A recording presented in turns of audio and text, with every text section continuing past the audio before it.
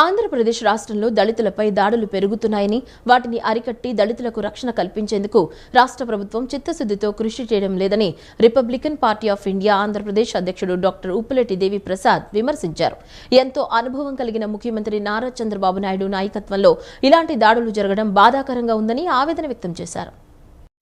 నగరంలోని Guru Nanak colony Republican party of India రాష్ట్ర కార్యాలయంలో జరిగిన మీడియా సమావేశంలో డాక్టర్ ఉప్పులెట్టి మాట్లాడుతూ రాష్ట్ర ప్రభుత్వం దళితుల మధ్య అంతరాలు పెంచి దాడులకు ఉసుగొలుపుతోందని ఆగ్రహం వ్యక్తం చేశారు. రాష్ట్రంలోని కూటమి ప్రభుత్వం దళితులలో ఒక ఉపకులానికి మద్దతిస్తూ మరో ఉపకులం వారిపై దాడులు చేయిస్తోందన్నారు. పశ్చిమ గోదావరి జిల్లా అత్తిలి మండలం ఆరపల్లి గ్రామంలో రాష్ట్ర ప్రభుత్వ పెద్దల అండతో మాదిగ యువకులు మాలలపై దాడి చేసి 5 మాల యువకులను హింసకు గురిచేశారని అన్నారు. పోలీసులు నామమాత్రపు కేసులు పెట్టి దాటవేసే ప్రయత్నం చేస్తున్నారని ఆరోపించారు. కృష్ణా జిల్లా గన్నవరం మండలం జక్కుల నెక్కలం గ్రామంలో కూడా మాలలపై మాదిగలను రెచ్చగొట్టి ఘర్షణకు పాల్పడ్డారని ఉప్పులెట్టి దేవి ప్రసాద్ ఆరోపించారు. ఈ దాడులన్నీ రాష్ట్ర ప్రభుత్వమే చేయిస్తోందని ఆరోపించారు. అనుభవం కలిగిన ముఖ్యమంత్రి నారా చంద్రబాబు నాయుడు నాయకత్వంలో ఇలాంటి దాడులు జరగటం బాధాకరంగా ఉందన్నారు.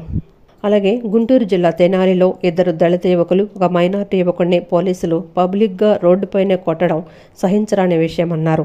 ఆ యువకులపై తప్పుడు కేసులు బనాయించారని ఆయన ఆరోపించారు. గుంటూరు జిల్లాలోని కొల్లిపర మండలం తుమ్ములూరు గ్రామంలో పెరికల మధు అనే 33 ఏళ్ల దళితుడు ఆత్మహత్యకు పాల్పడేలా ప్రోత్సహించారని ఆరోపించారు. గాయం శివారెడ్డి అనే వ్యక్తి దగ్గర మధు 50,000 వడ్డీకి తీసుకున్నాడని, అతను వడ్డీ అసలు చెల్లించిన తప్పుడు లెక్కలు చూపి శివారెడ్డి వేధించడంతో మధు ఆత్మహత్య చేసుకున్నాడని చెప్పారు. గుంటూరు జిల్లా యనమల గ్రామానికి చెందిన దళితులు ఎమ్మెల్యే శరత్ బాబు, ఎమ్మెల్యే రామస్వామిలపై ప్రతిపాడు నియోజకవర్గ టీడీపీ నాయకుడు గింజపల్లి వెంకటేశ్వరరావు అనుచరులు దాడి చేసి తీవ్రంగా గాయపరిచారని డాక్టర్ ఉప్పులెట్టి ఆరోపించారు.